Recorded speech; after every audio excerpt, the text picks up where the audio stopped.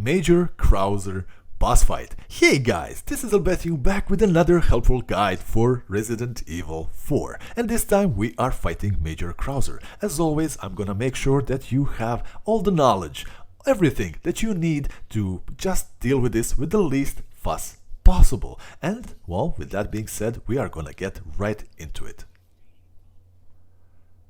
Okay, so at the very beginning of the boss fight, you see there is a knife here. Take this only if your own knife is on its own legs, because it is quite possible that maybe you arrived to this boss fight just without any knives, your own knife is broken, only then go for this. But if your own knife is in good condition and you've been upgrading it, stick to that absolutely.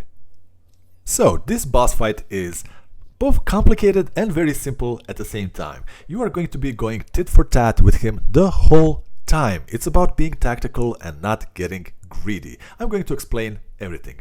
Everything is going to be built mostly around your ability to parry just like this and just doing some jab attacks. Now I'm going to pause right here, and this is one of his most vicious attacks where he goes on a 4 or 5 hit streak. If you have trouble reading his moves when you should be blocking and parrying, keep an eye out to the lower right. You will always see this little L1 button pop up when it's time to press it.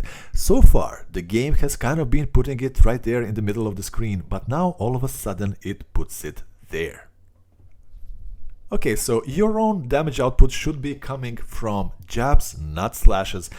There is a place for slashes, but I'm going to show you everything. When you hold the L1, you get this little dot, a little aiming cursor right there, and try to get that on his face and just press the slash button. That is going to perform a jab. It is very, very good. And once he does this move right here, this is crucial, he's going to jump behind your back. Now this is 2 things you need to pay attention to. Do the quick turn around, you know how to do that, and do not panic by pressing the block and parry button immediately, because he is not going to jump on you right away. Just wait for like a second and only then do your parry. So for the whole boss fight, I suggest that you keep your fingers ready at only 2 buttons, which is the parry over there and the circle, because he can do either or. It's going to be either or. There's nothing that he is going to be doing. Evade the circle, either the leg sweeps or the high attacks. You are going to be dodging those very, very easy. And after he does that, he is kind of more often than not open for an attack. But if you judge that you are standing a little bit too far away from him, do not try to attack. Instead, opt for the parry. Always opt for the parry.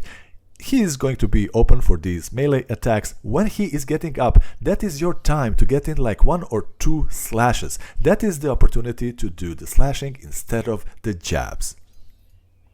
And there you have it, guys. That is the boss fight. It is simple as that. It is pretty much almost a quick time event, but it still requires some reflexes for you to do.